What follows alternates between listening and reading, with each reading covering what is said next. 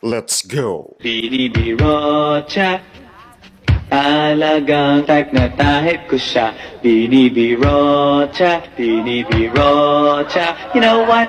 I-love ako sa beauty niya. Pagkatapos ko mag-empty sa Euphoria nung nakaraang Sabado, ako'y nagpunta, alam nyo ba, sa favorite hangout ko, 7-Eleven, Quezon City. Yes, doon ako napadpad.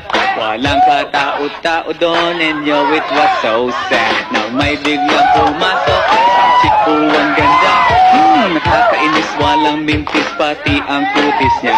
Mata niya ay kulay brown, mayroon siyang braids sa ngipin. Kamukha siya ni Rita Avila kung iisipin. Katawan niya'y 36, 24, 34. Sa panong paraan kaya ako makakascore? Magaling siyang pumorma, suot niya ay hanging shirt ng